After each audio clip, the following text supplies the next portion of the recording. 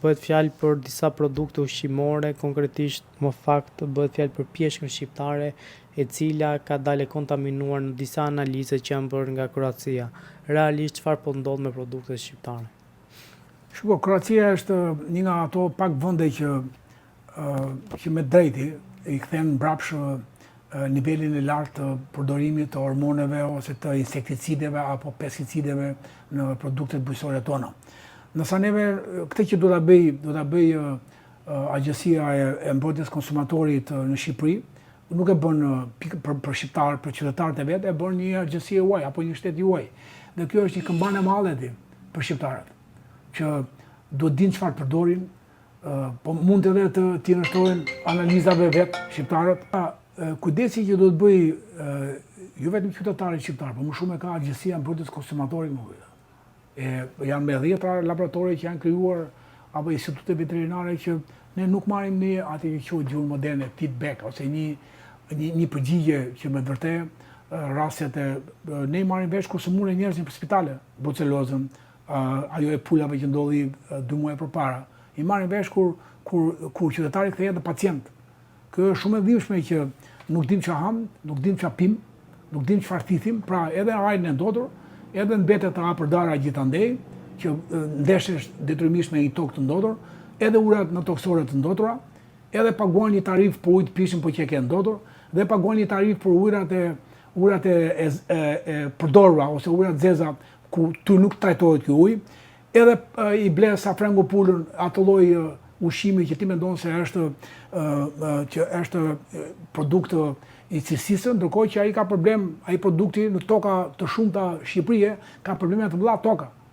Mendotit që ka ndodhur, kemi thënë një herë tjetër, mendotit historike, apo mendotit aktuale sot, sepse është i vetmi vend ku pothuajse 100% të fabrikave të instaluara në Shqipëri, që nuk janë pak, por janë mbi 3.000 deri 5.000 fabrika, asnjëra prej tyre nuk trajtojnë ujin e përdorur.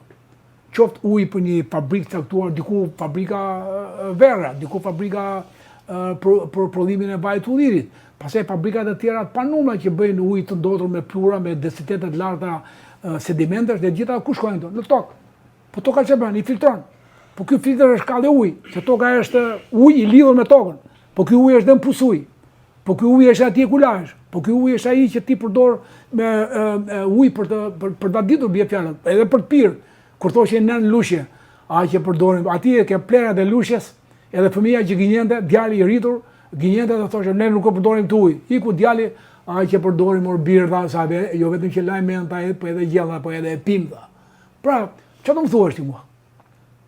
Që do jetë një produkt bujqësor blegtoral, do jetë i pastër, kur ti ke probleme të mëdha me tokën, me ujin, dhe këtë ta mjafton një shtet i rregullt, si Kroacia, ta dëshmon edhe të thotë që çfarë po ndodh me produktet shqiptare. Po unë kam një qasje tjetër, nëse më lejon të shprehem, që më shumë se përqindja e pesticideve në zahëravatet tona apo në produktet tona bulnetore apo qofshin edhe bujqësore, po më shumë unë i referohem rasteve që dyshoj shumë ke mielli që vjen nga jashtë. Për shembull, unë jam nga të paktit njerëz që jam i revoltuar me bukën atje ku e blen berat. Jam shumë i revoltuar. Qofse në Tiranë me një sasi më të madhe monetare mund gjesh një bukë të mirë, që jam pak njerëz. Për shembull, unë ha shumë pak bukë. Do mundohem ta bëj zero bukën. Por atë bukë që marr shumë pak, mundohem ta blej të saktë, mundohem gjej e tjera. Por jam i bindur si në Tiranë, po më shumë në qytetet e vogla, buka që vjen miell serb, këtë di saktë, që vjen me proteina në nivelin e dur, 14 vjen 9 apo 10, vjen me lagështi, është vetëm mund të jetë Shqipëria, kudo që ta vendosësh bukën ti, do vjen miza ti. Edhe sikur ta kesh shtëpinë me pak lagështi, edhe pa lagështi, edhe të thatë janë me mira, miza po e harrove bukën në një vend caktuar, ose po se e mbulove mirë etj, pra i tërheq diçka atje. I tërheq një ingredient që miza është pastruese e helmeve. Siç është roli i bletës, siç është roli i ngrur, roli i arabelave. Roli i arabelave, që gjithë kafshët ka një detyrë fisnike ndaj një produkti. Të gjitha kafshët. Pra miza nuk vetë rastësisht ke buka, ku ti e lëri. Ati e një ingredient, një përbërës i helmët, ndoshta për të helmuar rasën shqiptare, ndoshta për t'i bërë shqiptarët me dhimbje me ulçera në stomak, nga ulçera pastaj i kanë për kancer stomaku, nuk janë pakti këtati. Po ndoshta për të bërë një koagulim gjaku, që diku në zemër, diku në tru, diku në këmbë, nuk janë pakti.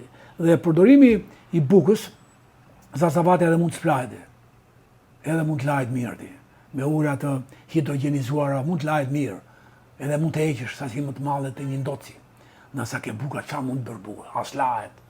Pa lerë kër e majnë të prerë, shqiptarët, bukën të. Eshte të mërshme, po të më thoi mua një produkt tjetër që e merë të prerë, modhë, shaqirin, dje fjalla, ta majtë të prerë. Ajo i e gjithë vitaminat që ka buka ti. Në momentin që ti e pretë, sepse dembel, shqiptari, dembel i matë më bukur, edhe kur i thua shtisë, që e ka me ligjë, shisja mos ta presë, e ka me ligjë, nga ka uja. Mos presi bukë, sepse lëshon edhe ekuri që pret e atikën qarë, lëshon për mbajtje e ekuri. E ka me ligjë mos ta presi, dhe unë se e që marë pa prerë, e digjojnë 2-3 vete aty, edhe ata se prinate dua të prerëtën. Pre ta presi. Ja, profesori, 70 vjeqë. Dakor, le ta presi. Edhe prinate marri, shumisat. Bukë të prerëtën dhe.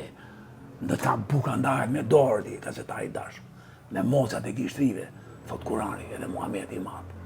Me mocat e gishtrive. Nuk prijet kurrë, as në furr, ku e ble, as në shtëpi. Ndahet me dorë, preket me dorë, djati me dorë, që janë këto piruni e lukë, e thikë për djate, për bukë edhe për të tash. Që molla, hajt me dhemë. Nuk prijet molla, hajt me dhemë. Edhe portokallja, edhe limoni me dhemë mundësisht.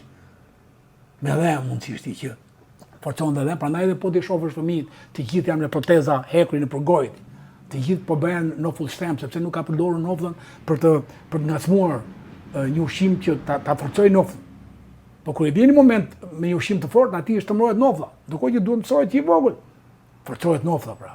Etj pra, unë dyshoj shumë ke buka që vjen miell, ta themi toçi, miell serbi. Dhe një rast që kur i tha një ministri që do futesh të miell, edhe gazetari i madh ai, e ke edhe nëpër media atë.